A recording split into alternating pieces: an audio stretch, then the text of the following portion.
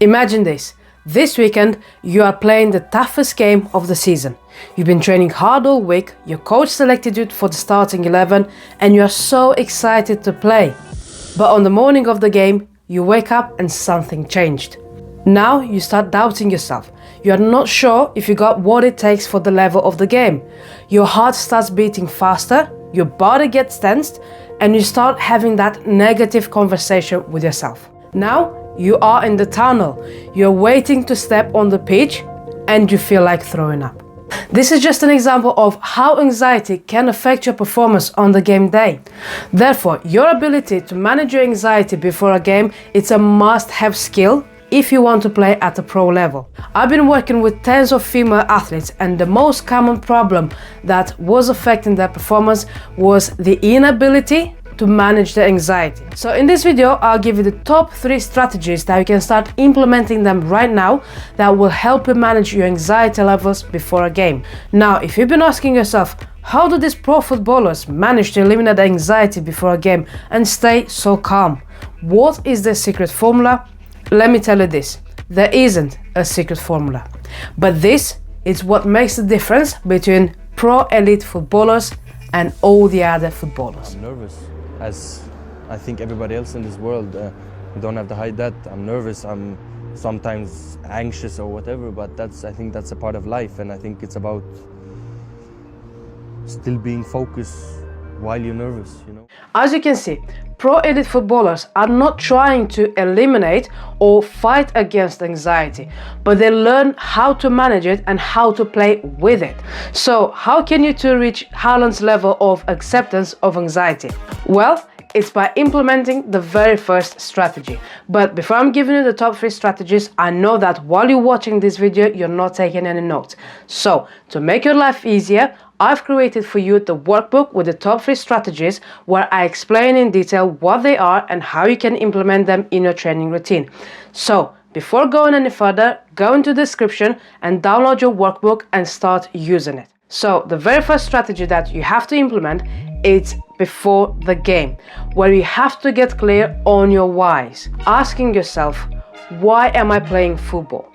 Why do I want to be the best in this game? Why is this game so important for me?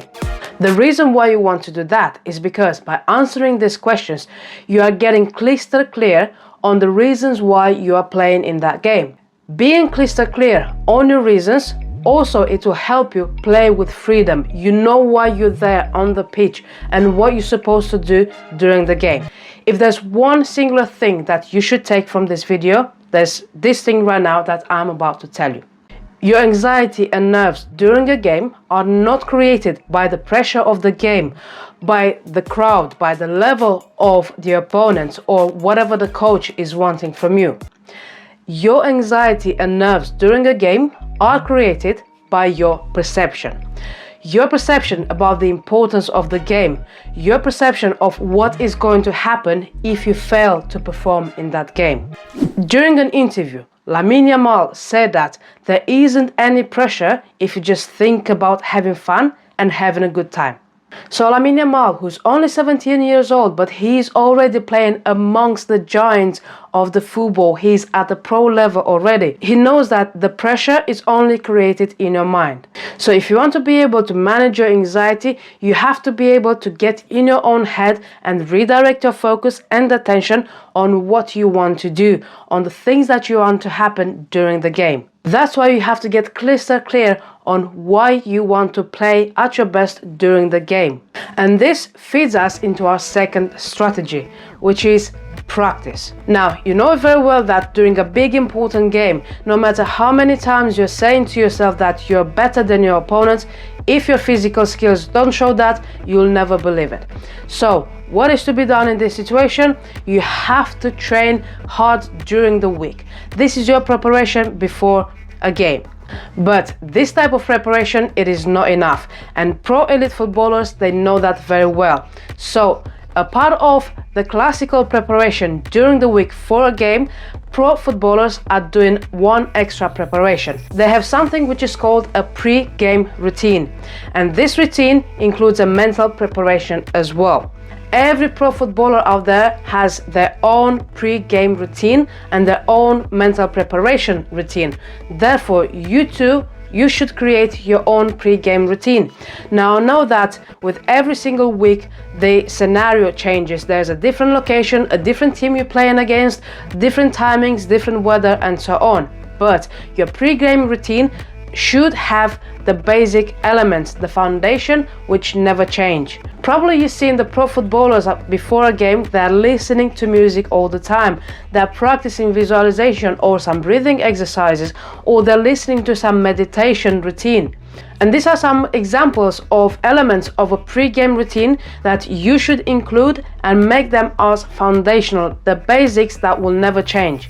So this leads us into our third and final strategy, which is something that I'd like to call the mental big three.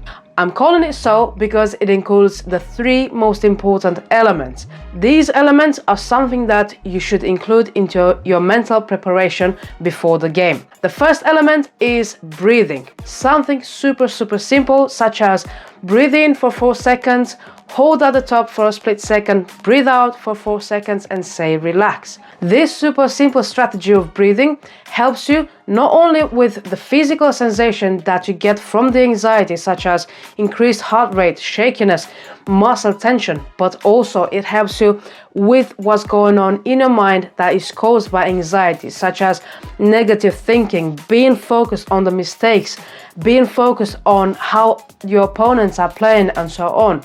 So breathing exercise, it's the first and most important step of this third strategy, because by calming down your mind and your body, it brings you into a more neutral position.